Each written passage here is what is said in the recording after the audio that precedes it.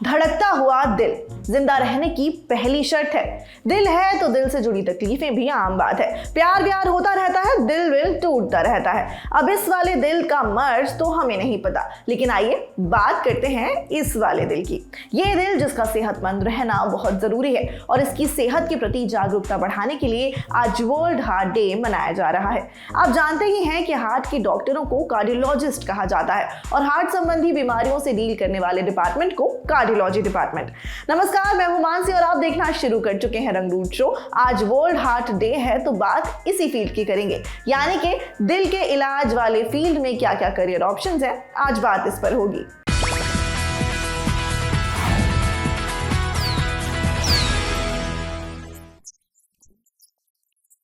जब जॉब चाहिए सरकारी तो इंडिया करे अड्डा 24/7 पर तैयारी। अड्डा 24/7 India number 1 government job preparation app.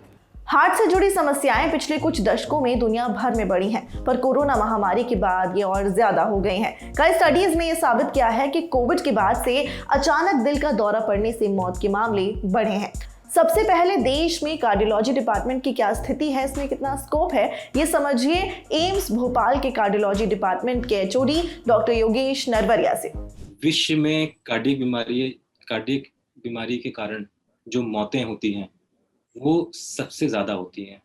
मतलब WHO की लिस्ट में यदि सब हाईएस्ट किलर हैं तो वो कार्डियोवैस्कुलर डिसीजेज हैं।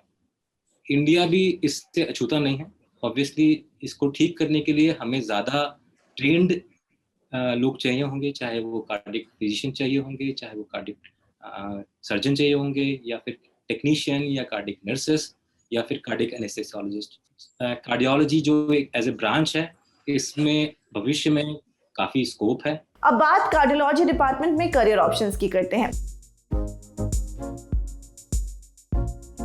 अगर किसी को दिल की तकलीफ हो तो सबसे पहले डॉक्टर उसे ईसीजी कराने के लिए कहता है। ये टेस्ट से पता चलता है कि दिल ठीक से काम कर रहा है या नहीं। ईसीजी करने के लिए स्पेशल ट्रेनिंग की जरूरत होती है। ईसीजी या ईकेजी टेक्नीशियन कार्डियोलॉजी डिपार्टमेंट के लिए एक जरूरी हिस्सा है। इसके अलावा दिल की हालत का अंदाजा ईएमटी यानी कि ट्रेडमिल पर चलाकर एक टेस्ट किया जाता है, जिसमें भी ईसीजी मशीन का इस्तेमाल होता है, उसके जरिए भी लगाया जाता है। इसके टेक्नीशियन अलग होते हैं जिन्हें ईएमटी टेक्नीशियन कहा जाता है। इन दोनों प्रोफेशंस के लिए कई डिप्लोमा कोर्सेज हैं, जिनमें बायोलॉजी और 12वीं पास करने वाले छात्र सीधा एडमिशन ले सकते हैं। इसके अलावा bachelor of medical laboratory technology भी आप कर सकते हैं। हालांकि इसके बाद भी आपको अलग अलग मशीनों की ट्रेनिंग तो लेनी ही होगी।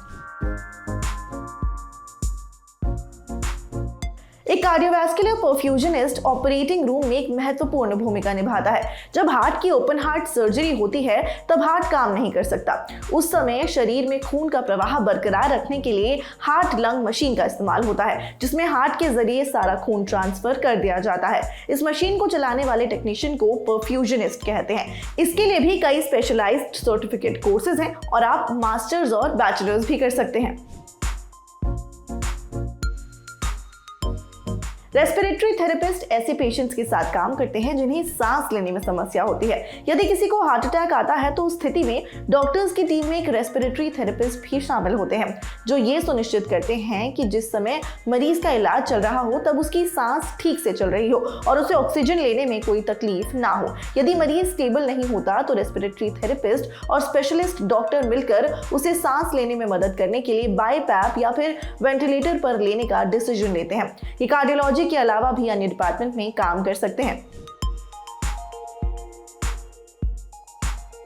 हेल्थ केयर नर्सेज एक अंडररेटेड प्रोफेशन है, पर यह बात सच है कि किसी भी पेशेंट के ट्रीटमेंट में नर्स की एक अहम भूमिका होती है। 24 घंटे की मॉनिटरिंग और केयर, समय से दवा और इंजेक्शन, पेशेंट के वाइटल्स चेक करते रहना, ये सब बेहद डिसिप्लिन का काम है। खासकर हार्ट जैसे मामले में नर्सेज ट्रीटमेंट से लेकर सर्जरी, पोस्ट सर्जरी में भी एक जरूरी भूमिका निभाती हैं और इस डिपार्टमेंट के लिए अलग से स्पेशलाइज्ड नर्सेज भी होती हैं। हालांकि इसका कोर्स वही होता है जो रेगुलर नर्सेज के लिए होता है, जैसे कि आप बीएससी एमएससी नर्सिंग करेंगे।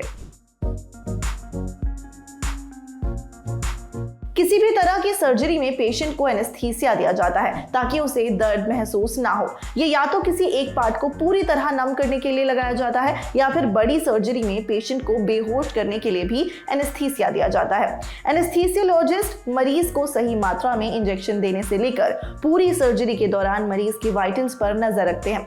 सर्जरी पूरी होने के बाद पेशेंट को वापस होश में लाना और ये सुनिश्चित करना कि उसके बॉडी पार्ट सही तरह से रिस्पॉन्स कर रहे हैं, ये भी एक एनेस्थीसियोलॉजिस्ट का ही काम है। एक एनेस्थीसियोलॉजिस्ट बनने के लिए आपको नीट पास कर MBBS करना होगा। कार्डियक एनेस्थीसियोलॉजी है, नॉर्मली एनेस्थीसियोलॉजिस्ट होते हैं, उन्होंने इसमें स्पेशल ट्रेनिंग की होती है कार्डियक एनेस्थीसिया देने में। इसमें हायर कोर्सेज भी होते हैं, post doctoral courses DM MCH, और इसमें कार्डियक एनेस्थेटिस्ट ही तरह के ऑपरेशन करा सकते हैं, जनरल एनेस्थेटिस्ट इसके ऑपरेशन नहीं करा सकते। हार्ट सर्जरी, सुना है ये बेहद संगीन और काफी कॉम्प्लिकेटेड होती है। इसके लिए स्पेशलाइज्ड हार्ट सर्जन होते हैं। Heart blockage, bypass surgery, heart में छेद को ठीक करने जैसी तमाम जिम्मेदारियां हार्ट सर्जन के कंधों पर होती हैं। सुनिए, आजकल कार्डियोलॉजी और कार्डियक सर्जरी जो है उसमें भी काफी स्पेशलाइजेशन हो गया है। कार्डियोलॉजिस्ट, पहले के जमाने में कार्डियोलॉजिस्ट होते थे, वो केवल जांच करते थे, जैसे कि मरीज का ECG को देखना या फिर इको करना या TMT करना, इनको हम नॉन इन्वेजिव कार्डियोलॉजिस्ट कहते थे। पिछले कई सालों से काफी संख्या में इन्वेजिव कार्डियोलॉजिस्ट निकलने लगे हैं। ये एक अलग ब्रांच है। इसमें जैसे एंजियोग्राफी या मिनिमली इन्वेजिव तरीके से केवल सुई के छेद के द्वारा वायर तरीके से अंदर हार्ट की नसों में दवाई डालकर हार्ट की नसों की जांच की जाती है, या फिर उसी में तार के द्वारा एक स्टेंट बिठाकर हार्ट की नसों की ब्लॉकेज को ठीक किया जाता है। तो ये काम भी कार्डियोलॉजिस्ट ही करते हैं। दूसरा होते हैं कार्डियक सर्जन, जो कि चीरा लगा।